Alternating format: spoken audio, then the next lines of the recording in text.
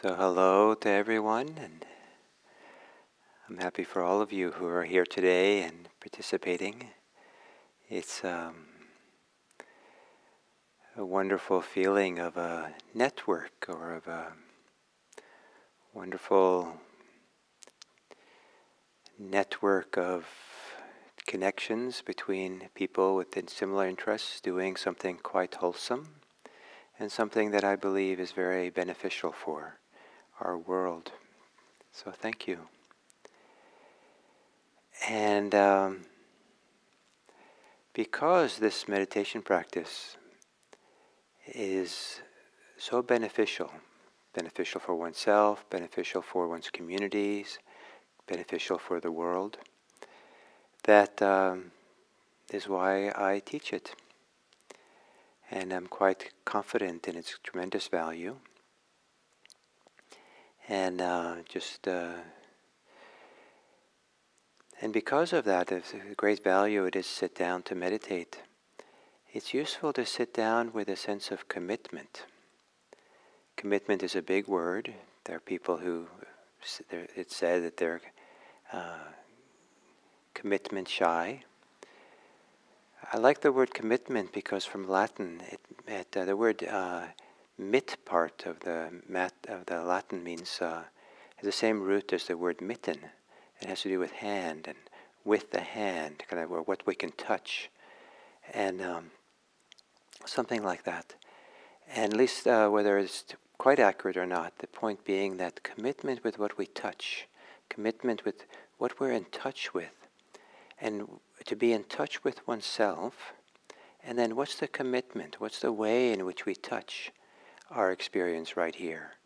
Once we take it in and really recognize and know what's happening here for us in an in-touch way, then can we offer something to that? Can we offer a commitment, a dedication, and a word that I love that's connected to this is the word devotion.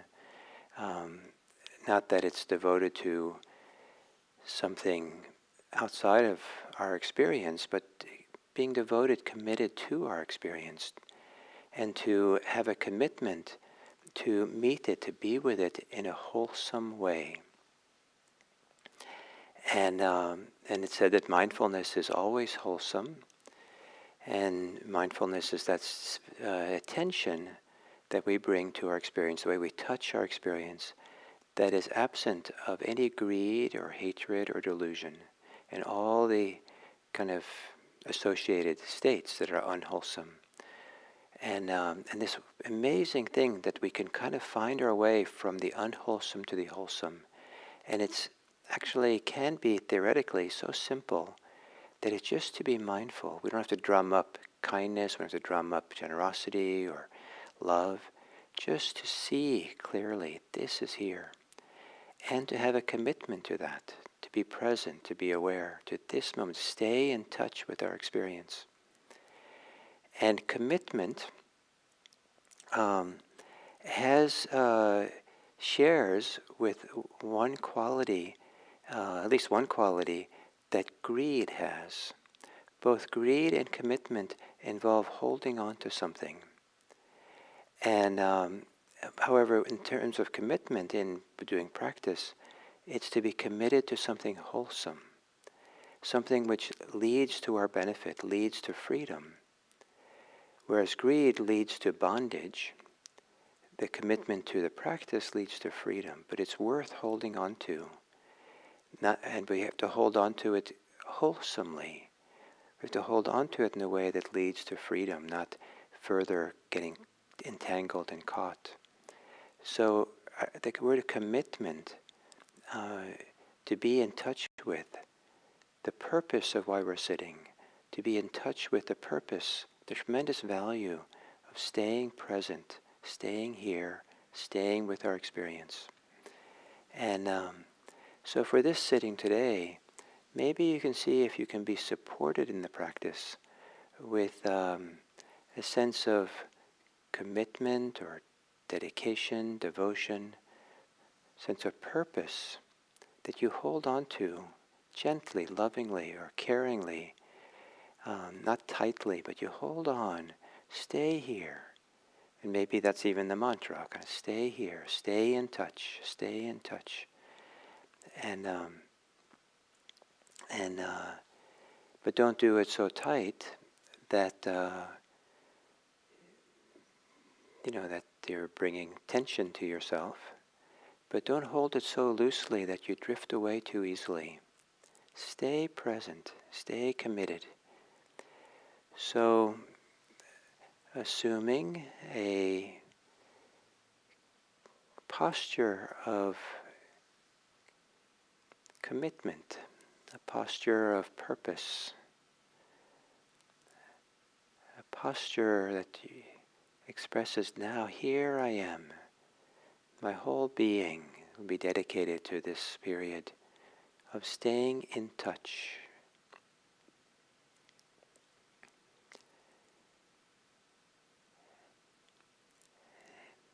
And closing your eyes.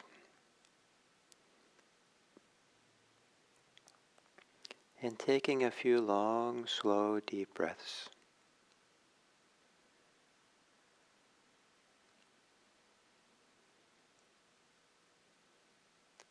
And on the long exhale, see if you can slowly settle in. Not so much to be relaxed here and settled here, but settled into a sense of, yes, this is what I'm going to do. I'm going to be here, staying in touch with my direct experience. In touch with my embodied experience. In touch with a sense of purpose and commitment to the simplicity of the body breathing, to be awake and present. And then letting your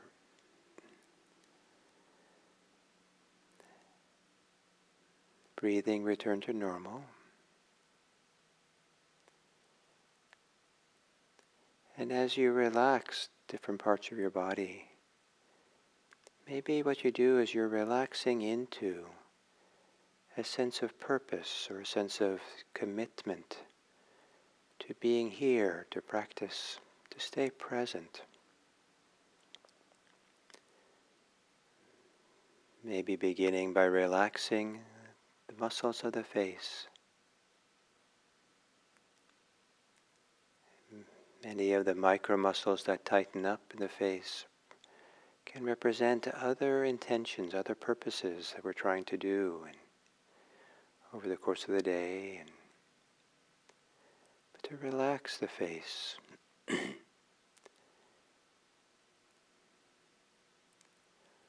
On the exhale, to soften, relax the shoulders. So more of you can settle down into a commitment here, now.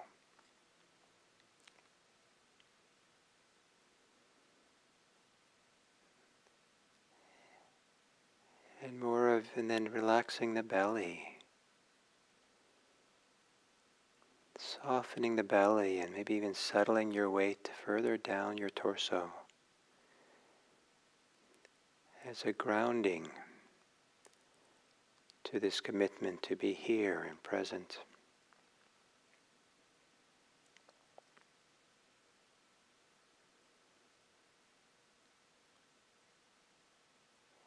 And then to also relax the brain, soften the thinking mind,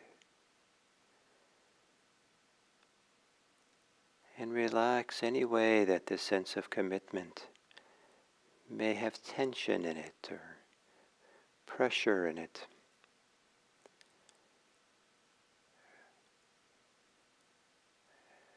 A dedication to keeping the commitment relaxed and easy,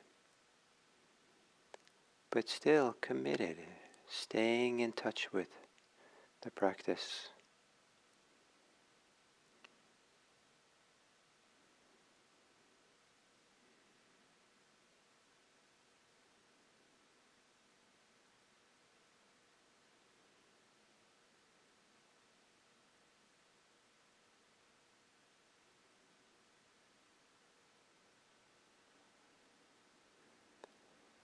having a commitment to being present, staying with your breathing. But to have a commitment where you don't have to be successful. You don't have to manage to stay present or stay on the breathing. That's just maybe a burden to have a need and requirement for the commitment. But rather to do your best, and whenever you wander off, to remember the commitment so you come back right away and stay and relax into your present moment experience with a commitment, with a dedication, moment by moment.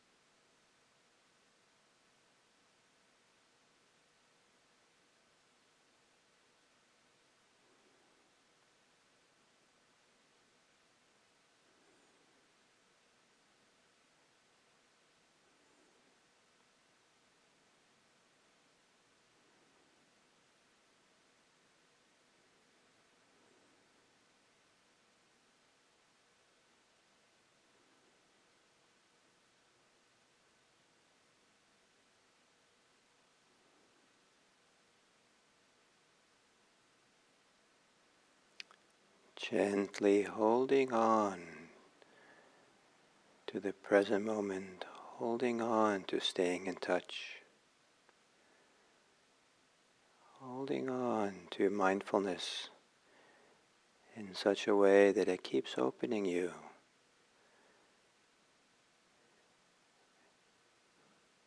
to awareness that is free of attachment.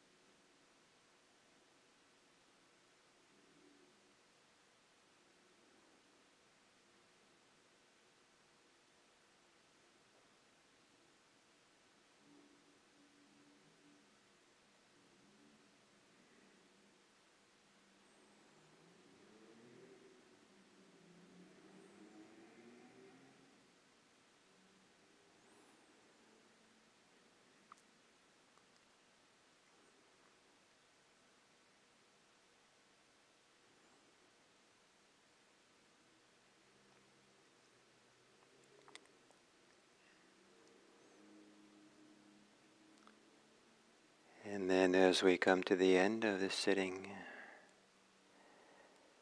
I evoke the idea of the practice of dedication. Some people will take dedication to a little higher level of making it a vow. But dedication to practice, to live for the benefit and welfare of the whole world and for others. And not as a duty, not as an obligation, not as something heavy burden to carry, but rather because it seems to express a natural feeling, intention, desire that arises out of the heart. Sometimes when practice gets very peaceful and settled, where there is very little anxiety or attachments, it can feel very natural to respond to the suffering of the world. As natural as if your pillow at night is a little uncomfortable under your head, half asleep you might bunch up the pillow in a different way. That kind of ordinariness and simplicity, the heart's dedication to care for the world, can arise. At the end of a sitting, it can be expressed in words or in thoughts so that it moves through us. It's expressed and not just a feeling.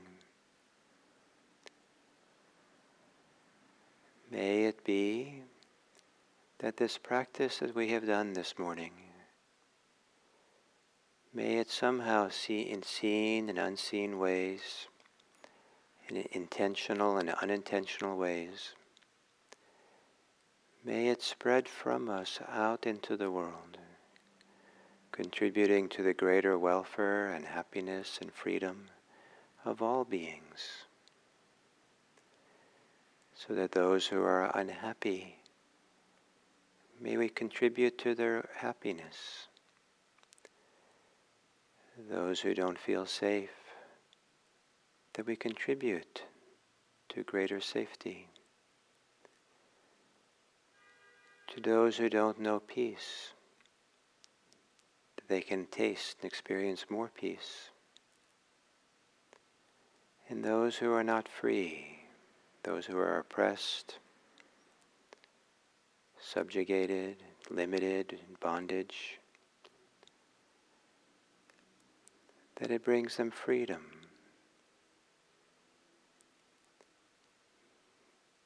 May this practice of ours contribute to the welfare and happiness of all beings everywhere. May all beings be free.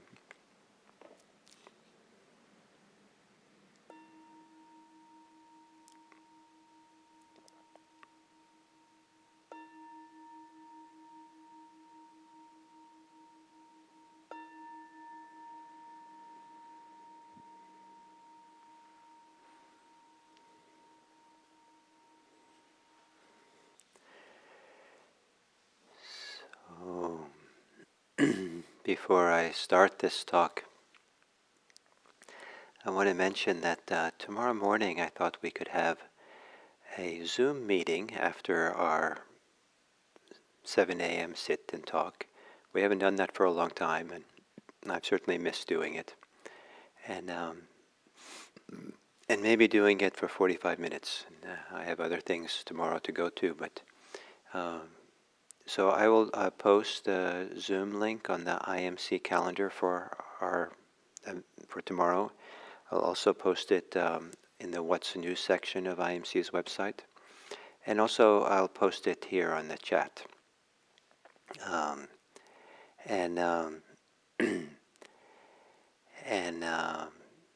There'll be a password to get in, and that password will be metta. So the Pali word for loving kindness, metta. So I'll explain to that again tomorrow how that all works. But we'll just go over to Zoom, and we can do a little bit of a Q&A if you want to have any questions about this week's topics or anything, and maybe a short period for breakout groups so you could meet each other a little bit, and so it'll be kind of short and sweet with 45 minutes or so.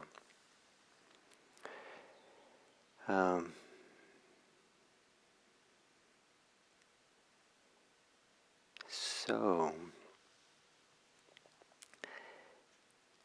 the topic this week is living a Dharmic life, with the emphasis that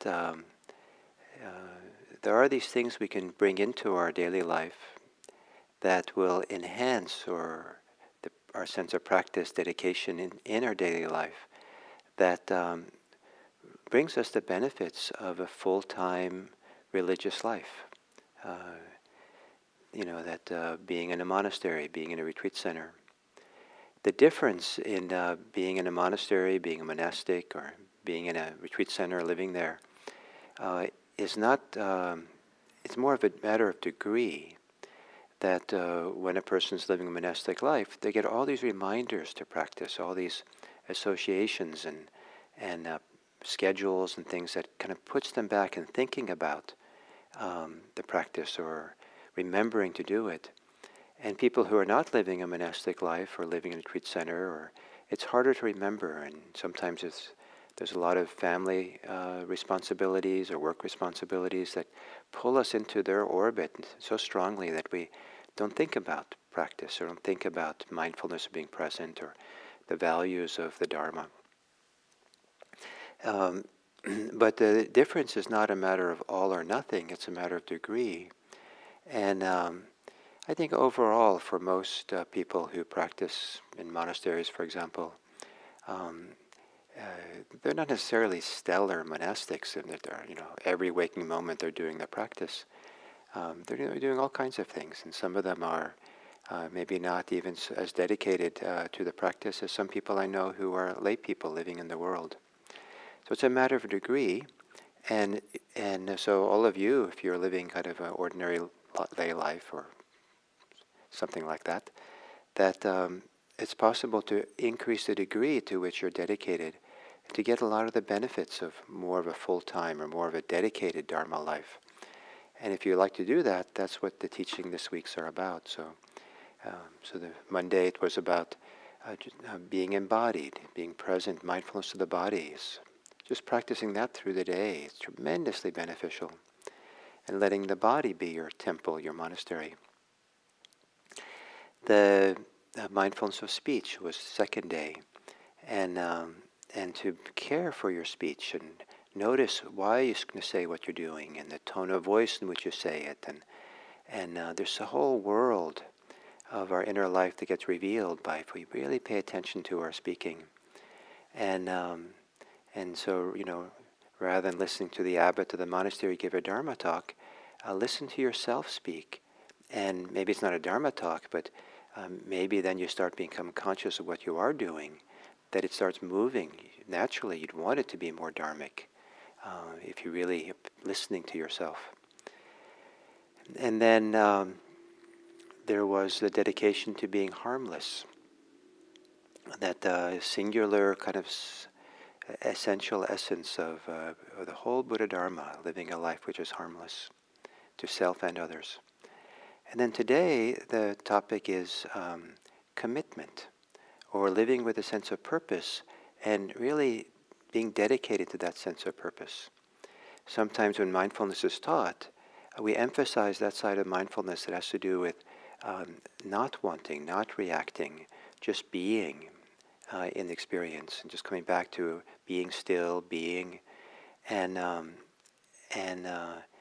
that's all well and good, but we have different layers of our psyche, of our mind, different areas of how we engage in the world, and so, for example, when we sit down to meditate, we might be really dedicated just being present, just being, and not trying to do so much perhaps, and just let go of the doing mind and just being and feeling still and quiet and peaceful.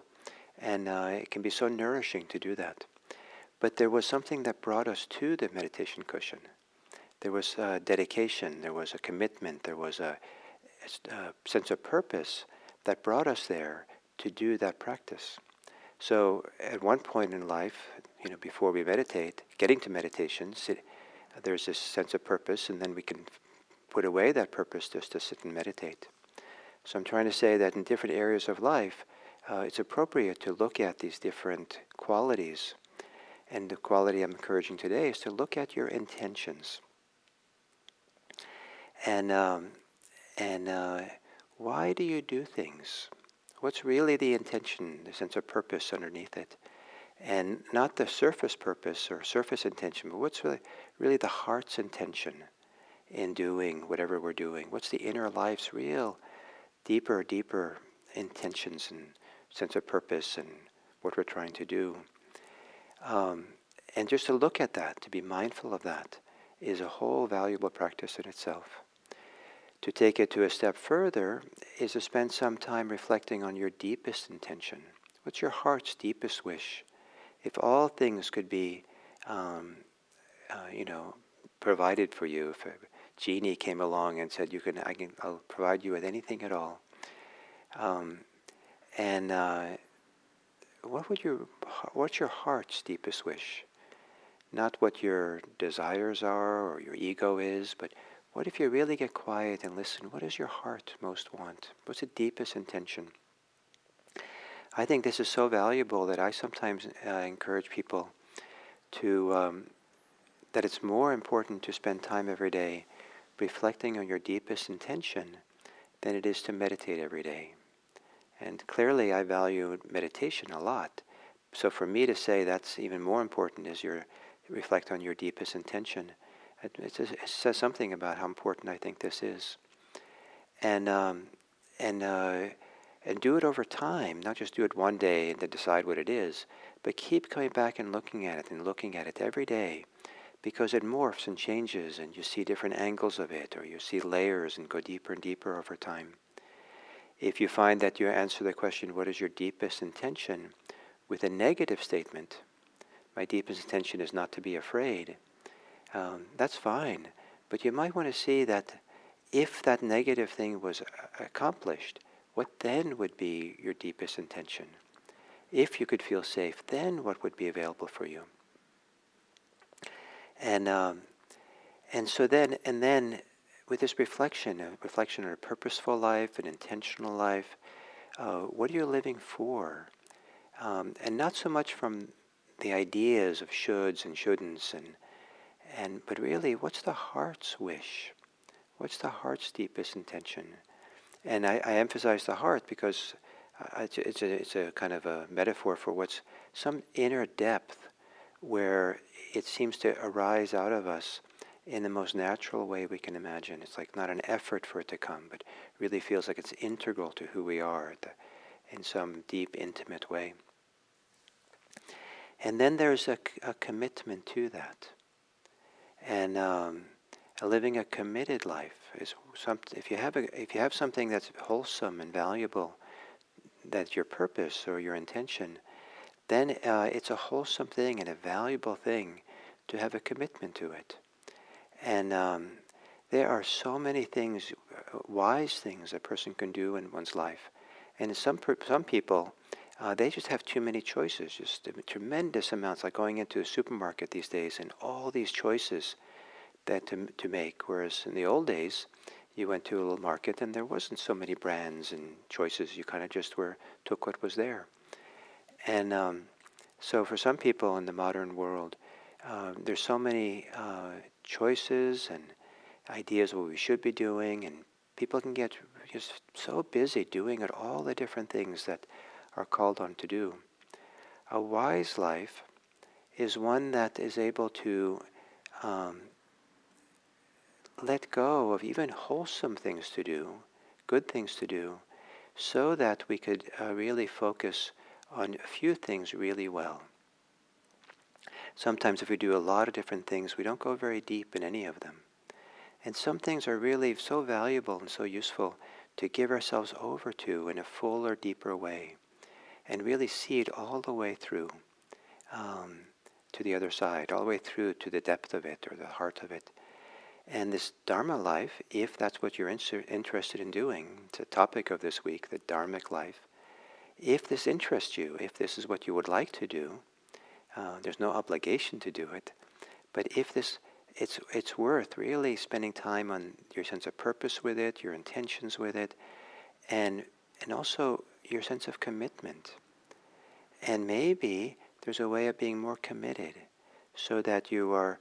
This is what you're doing. You have clarity and purpose, and you maybe put aside some of the things you do which don't really fit that purpose, that dilute your possibility of engagement and involvement, and really let it grow and develop. If you were watching more movies on the computer every day by a factor of twice, 3, 4 times longer than you ever meditate, that says something about what you're committed to, what's important for you. And maybe it's okay. Maybe there's a higher purpose that comes from watching TV or TV programs. What do you want your life most to be about? By the time you get to be old or going to die, do you want to look back and list all the TV programs and movies you've seen and say, that was a life well spent? Or do you look back at your practice life, your Dharmic life, and realize how much you've changed and grown and say, that was a life well spent? Or your life of supporting other people. So a committed life and having a commitment. There's plenty of times in Buddhism, Buddhist history of Buddhism and Buddhist traditions, where the sense of commitment even takes the form of a vow. And it's almost that which goes on when we take refuge, is to hold on to the refuge. We have deep faith and commitment, conviction, and we hold on in a wholesome way. We dedicate ourselves. We limit ourselves to some degree. This is what I want to do. So as you go through your daily life, maybe your daily life doesn't change any, but the sense of commitment is to bring practice to everything you do, and bring it with embodiment, with speech, with all these things. But whatever you're doing, you're going to do it in a committed way, committed to the practice as you do it, as if that's more important than what you're doing. So at work, practicing as you work is more important than getting a raise, for example, or all kinds of things. So intention, commitment, dedication, devotion can be one of the great supports and nourishments and for a Dharmic life. And you might want to consider, at least for the next 24 hours, what is it that you are committed to? And what are if you really reflect deeply, what intentions do you want to have for your life? And when you look back over your life at the end of it, what would you like to look back and see how you lived that life? And does that reflection give you something to be committed to in a devoted and relaxed way, but still committed? So thank you very much, and we'll continue one more time tomorrow on this topic.